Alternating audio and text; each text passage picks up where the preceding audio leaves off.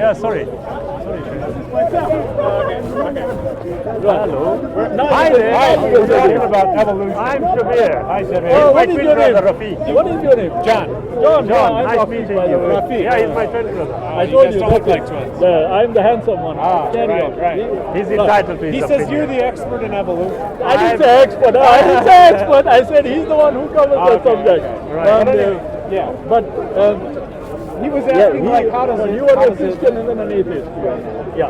So anyway, He was asking how the first life might have come about. Okay, because I believe in the theory of evolution, and Muslims don't apparently. Is that right? Muslims don't believe like chimpanzees and humans. There's a common ancestor. right. Yeah. Okay. Well, he was asking, how do we know? Now, we don't really necessarily know how the first life forms came into being, but we have theories that have been tested which look promising, and they're probably going to have success eventually. But what happens is certain molecules they found have formed themselves into patterns where they can replicate themselves, like ammonia and something else. And once you have a molecule that replicates itself, nature applies a selective pressure. So things that are better able to replicate continue to do so, have reproductive success. And then these molecules, for instance, if it found itself in like a fatty membrane, it would start to look like a cell. Okay, and then it could divide, and now you've got cells that are dividing, and that's basically life. So life, we have the building blocks to show that life can start from chemicals. So once you get there, different environmental pressures lead to different changes, and ultimately here we are. But I think the interesting part would be, where you said we don't exactly know where it kicked off or it began. Right. Would that not? I think would that not be the difference between one believing and that was the creation, being created, and just believing it just sort of happened. Right. That's the missing link, as it were. Yeah, but I mean, a scientist would say, like, if you see a bunch of leaves on the ground, you might not know exactly why the first one fell or whatever, but you rationally conclude probably natural processes brought it down. I mean, leprechauns could have picked them off the trees and put them there, but we tend to think natural causes are the best explanation. So even if we don't know, we still assume natural causes, and that's the same, I think, for life. I mean, we don't see supernatural things happening. We have good plausible explanations for how it might have come about naturally. So that's our conclusion. That's a rational conclusion. Plus, but the very fact that we share a common ancestor with chimpanzees, that's like really well known science. I mean, it's not really debatable. I mean, you can debate it, but it's pretty much undisputed. It's like we know gravitation and stuff like that. What evidence do we have for this contention? We have so many different lines of evidence, but I'll give you one in the DNA. Okay. You've heard of retroviruses? Yes. Okay, AIDS is a retrovirus. Yeah. It transcribes itself into your DNA, so you're kind of some retroviruses transcribe themselves into your reproductive cells. Okay. So if you have offspring, those offspring carry that virus signature natively. Okay, so what evolution predicts is that if chimpanzees are our closest living relative, we could have had an ancestor, a common ancestor, that had a virus sequence in its reproductive cells. Sorry, did you say could have? Could have. Could have. We don't have evidence No, for I'm it. saying an evolutionist is making a prediction. Okay, Right, so he's okay. saying Let's go ahead. if chimpanzees and humans share a common ancestor, Yes. then we might find virus sequences at common locations in our genome, Okay. in corresponding locations. Yes. And no other animal would have more of these virus signatures in common with us. Right. And it would have to fan out just like the evolutionary tree defines it. Uh-huh. And not just for chimpanzees and us, but Right. for every other animal. I mean, like, horses are, cows are related But to sorry, caribou. just before we go further, how many types of DNA are you making a comparison of here? How many types of How many DNA? types? Are there types of DNA? No, there's just, DNA is just DNA. There are different types? Not that I'm aware of. Right, okay. There's some research that needs to be done here. Okay, apart from that, going with... DNA is just a molecule. True, A but copy it doesn't molecule. work just like that. So for example, if I were to ask you, can we have a molecule that does not contain life? molecules. All kinds of molecules. So when you talk about molecules at the start of life in inverted commas, that was a molecule that was lifeless. Yes. But what we are talking about is what has life. But we're So using... let's go back. I'm just going to... We don't want to talk about the virus sequences. So we are going to come to that. Yeah? But if we go back, when we talk about abiogenesis, we are looking at a certain set of facts which we can deduce from to establish how life may have arisen. Right. Okay? The contention here is not what happens after, the contention is what happened before. So, for a person who accepts that there is a creator, anything after that event, okay, we can discuss and we can agree to disagree over certain facts or certain evidence. But the primary cause, as it were, is what needs to be addressed. So if I go back... I would disagree because I would say that's the stuff for which we know the least. So why discuss that which we know the least about? Let's discuss what we know. I will tell you my suggestion, okay? If we don't know how it all began, okay, now we have got what we consider to be overwhelming evidence which suggests a particular method of how life has arrived at where it is. No problem. But that is based on our ignorance of how it started. Okay? Well, if it isn't ignorance, then we have to accept It's not based on that. I mean, if evolutionists can say, an evolutionist technically will say, I'm not here to explain how life originated. My domain of expertise is how life developed once it had been originated. Now you can say, God did it, fine, whatever. Right. So let's leave that aside. Let's go forward. Okay. So if we look at what you just said earlier on, you see, there is this contention that there is a 98% match. Yes? Yeah, I mean, there's different ways of measuring it, but between chimpanzees and human beings. Okay. We then look at how this is on the genetic level. Then we look at the evidence. The paleontologist will provide evidence. Okay. He will tell you about the fossils and how the fossils give you an indication. But I would ask one piece of irrefutable evidence which connects the two do we have? You see, if I were to go according to my reasoning, take the two strands, human and apes, and come to the common ancestor. One piece of evidence, okay, that confirms that this X is the common ancestor. Do we have that? Well,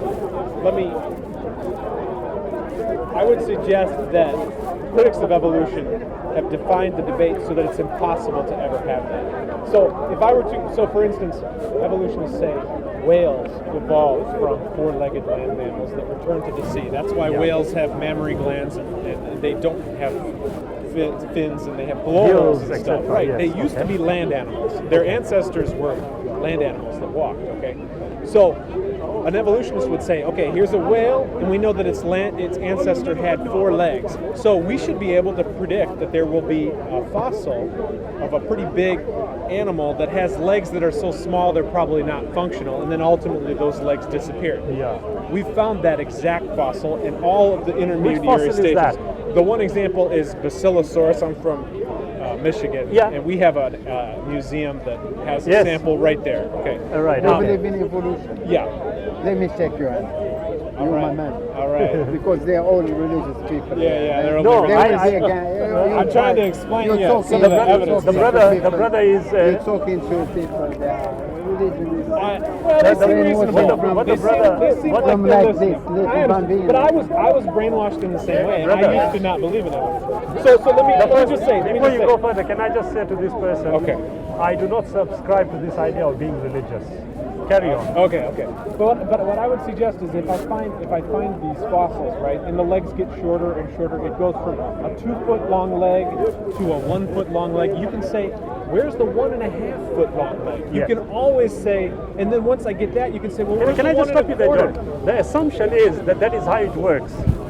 That is how. Based on the assumption, you are coming to a conclusion. I think you can define a way that... Do we agree with this? We are assuming that because it was 1 foot and it is a quarter Exactly. foot, we would assume it's half a We foot. have to assume, right. So it's based on an assumption. Yes, Now, that's if how the science evidence, no, not all science. If the evidence You make inferences. exactly, but Right, the right. inferences have to be based on something solid. Right. Otherwise, it is all speculative. But see, that's what I'm saying So is if I- you asked for a fossil, but I say you define. That's why I didn't I bring up a didn't fossil. define it. No, you I said merely asked the question. You said where's the missing Yeah. link? Did you say No. Do we agree here, according to the theory itself, okay, we have two strands that meet somewhere back in history. Do we agree? According to the theory. Yeah. Is it not logical, therefore, for one to ask for what that particular X is? Yeah, you can ask what that right. is. So, logically speaking, all I am asking, and this is not me setting the agenda, or setting the parameters wherewith I am going to ask you a question fully knowing you are not going to be able to answer it. That would be unfair. And this is about the learning process. Okay. All I have asked, and I continually ask to any proponent of this theory, Do we have the fossil? do of we this have one? this? Yes. Well, I don't know. Now, can I give an example, brother? Maybe we can afford. We may not have the fossil because fossilization is very rare, but we can infer based on we get this fossil and this fossil and this fossil, Yes. and we might not get that one. Yeah. But we got like enough to kind of figure it out. Right. That's it. You see, it is based on inferences. Right. Okay. We don't have a problem with that. Okay. Now, logically speaking, everything in the universe, yes, if we are able to observe it, we should be able to explain it. Do we agree with that? No, I don't agree with that. Why don't you agree with that? Well, I think there's a lot, like we can see the effects of the Big Bang, for instance, but we may not know how to explain. Let's have a look. No, I agree with you. Yeah, you see, can't brother, explain what we observe. No. You see, again, Maybe I misunderstood you. no, you're right. Oh. Going back to what you said, sooner or later we'll figure it out. Well, I don't know that. That is what you said earlier on. Well, I said one thing we may figure out, but Exactly. other things we may not figure out. Now I agree with you. Okay. But now, are we working on issues that are speculative at best and basing our lives on that? I'm not. Let's look at it. You know, that's why I said if you want rock solid evolution that chimpanzees and humans share a common ancestor, let's not talk about fossils. Millions of years ago. Millions of years ago. They did. But you can use the DNA evidence and it's Now, rock solid. actually, the DNA What do you evidence, believe when is you that? say it's rock solid, yes, Yeah. I want to just address that for a few minutes. The same. Can we just look at the evidence? Yeah, that's what I'm trying to. I was getting that story out about the. Please, okay, the let's go retrovirus. back to it. Okay. So we can understand and accept that, look, if we are looking for rock solid evidence for this particular ancestor, we can't find it. We may not find it. We may find it. Right, But okay. Let's So say again, again, we are- we don't have it. Let's say for the chimpanzee, if- nobody if- claims if, we for did. example- We may have it. We have a fossil, but we don't know if it was the common ancestor. Which one is that? I was thinking of Lucy, but maybe she's prior. Lucy, I think, is we can consign to the dustbin of history. Dustin? Yeah, because I would suggest the Lucy is very Ardipithecus ramidus. I think Lucy Yes? is too late for chimpanzees. But this is what I'm trying to say. Okay. As far as the discussion is quick. But the Ardipithecus ramidus, are you familiar with that fossil? You are not familiar with it? I may Okay. be. Yeah, you will. Just don't know Maybe. the Yeah. Okay, that is words, fine. Okay. But basically, what we are looking at is hard facts. Yeah? I'm always told that science works on hard facts. My suggestion is actually that's not true. Sometimes hard facts, I don't know if I agree. Science makes predictions. In terms of evolution, they make predictions. They say, this is what we expect a fossil to look like if we're right. We subsequently find something that's close to it, but not exactly. It's inference. I don't know if that's what you mean with hard facts. No. At the end of the day, like I said to you earlier on, I can agree if we are working with inferences, and that is what we have. Yes? Right. If we could see everything in total clarity, there wouldn't be a need for research. Okay? So we are finding out things.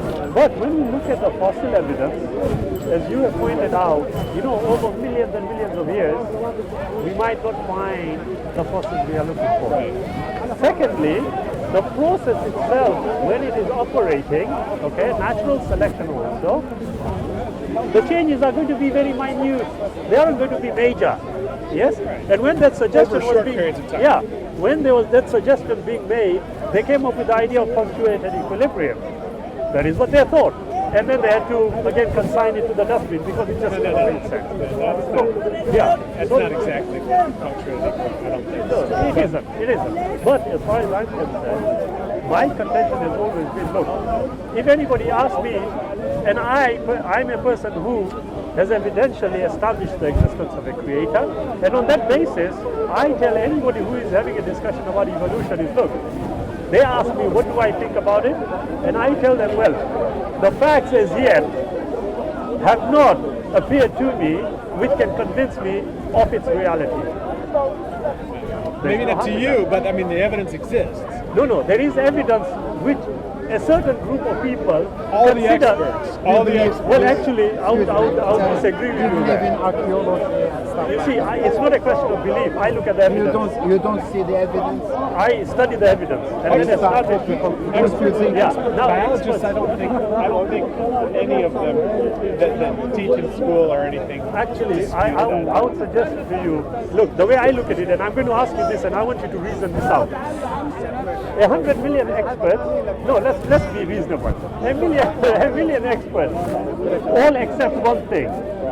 Is it more likely than not? It's more like 10 million priests accept the existence of a God, more likely or not? that because it's not a scientific domain. I would Now- say it's hard to know. Now, you see, I didn't ask whether it was a scientific issue or not. Oh, I I'm just sorry. asked the question. Do you accept that reasoning? Okay, wait a minute. No, I don't. Why not? Because when I think of someone as an expert, I mean science is a way of learning what's true in a way that's better than other methods. Science has predictability, tests, peer review. It's a different kind of a process. So if I have a group of those people who follow those methods, they have to follow the methods. And they all say the same thing. I say what they say is very likely true. But now, you see, I will ask you this. Going on what you are saying, will you then accept that if a group of priests formulate a process of establishing certain facts, And they have to prove that process of valid. they will do that?